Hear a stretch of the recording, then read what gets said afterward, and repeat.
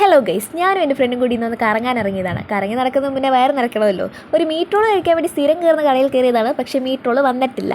ഒരു 5 മിനിറ്റിനുള്ളിൽ സാധനം വരുമ്പോൾ എന്നുള്ള ചേട്ടൻ്റെ കോൺഫിഡൻസ് ഡയലോഗ് ഞങ്ങളെ അങ്ങ് വിശ്വസിപ്പിച്ചു. പിന്നെ ഒരു 1/2 മണിക്കൂർ അങ്ങ് പോയി കിട്ടി. ഓരടിച്ച് ഗെയിമും കളിച്ചിരുന്നപ്പോൾ നമ്മുടെ സാധനം വന്നു. ബോക്സ് പൊട്ടിച്ച് ഫസ്റ്റിലേ ഞങ്ങൾക്ക് തന്നെ അങ്ങ് തന്നു. ചൂടുണ്ട് കേട്ടോ, കൊള്ളാം കൊള്ളാം. കുറച്ച് സോസ് ഒഴിച്ച് ഫസ്റ്റ് ബൈറ്റ് എടുക്കുന്നത് എൻ്റെ ടെസ്റ്ററാണ് കേട്ടോ. ഇവള് കഴിച്ച് അപ്രൂവ് ആയെങ്കിലേ എനിക്കൊരു സമാധാനം ഉണ്ടാവത്തുള്ളൂ. ഇവളാണ് എൻ്റെ ടെസ്റ്റർ. നിങ്ങൾക്കുണ്ടോ ഇതുപോലത്തെ ടെസ്റ്റർ? അപ്പം ഞാനും കഴിച്ചു നോക്കി, കുഴപ്പമില്ല, നല്ല ടേസ്റ്റ് ഉണ്ട്.